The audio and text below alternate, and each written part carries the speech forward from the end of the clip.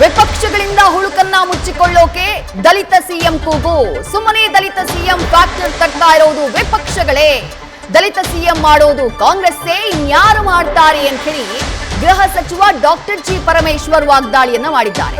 ದಲಿತ CM ಚರ್ಚೆಯಾಗ್ತಾ ಇರೋದು ಕಾಂಗ್ರೆಸ್ ಪಾಳ್ಯದಲ್ಲಿ.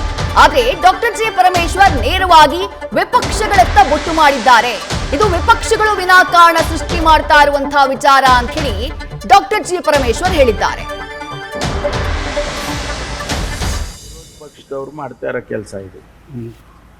ವಿರೋಧ ಪಕ್ಷದವರಿಗೆ ಅವರ ಇದನ್ನ ಮುಚ್ಚಿಟ್ಕೊಳ್ಳೋದಕ್ಕೆ ಸುಮ್ಮನೆ ಈ ಚೀಫ್ ಮಿನಿಸ್ಟರ್ ಕೂಗು. ನಮ್ಮಲ್ಲಿ ಆಡಳಿತ ನಡೀತಾ ಇಲ್ವಾ? ಮುಖ್ಯಮಂತ್ರಿಗಳ ಆಡಳಿತ ಮಾಡ್ತಾ ಇಲ್ವಾ? ಇಡೀ ಒಂದು 10-12 ದಿವಸದಿಂದ ಬಡ್ಜೆಟ್ ಬಗ್ಗೆ ವಿವಿಧ ಇಲಾಖೆ ಚರ್ಚೆ ಮಾಡ್ತಿದ್ದಾರೆ. ಆಮೇಲೆ ಆಡಳಿತ ನಡೀತಾ ಇದೆ. ಸುಮ್ಮನೆ ಇದನ್ನು ಮುಖ್ಯಮಂತ್ರಿಗಳನ್ನ ಫ್ಯಾಕ್ಟರ್ನ ಪ್ರತಿ ದಿವಸ ತರ್ತಾ ಇರ್ತಕ್ಕಂಥವ್ರು ವಿರೋಧ ಪಕ್ಷದವರೇ ಮಾಡ್ತಾರೆ. ಮುಖ್ಯಮಂತ್ರಿಗಳು ಹೇಳಿರೋದು ದಲಿತರಿಗೆ ಅವಕಾಶ ಮಾಡಿಕೊಟ್ಟಿರುವಂಥದ್ದು ಕಾಂಗ್ರೆಸ್ ಪಕ್ಷ ಸಿಎಂ ಆಗೋದು.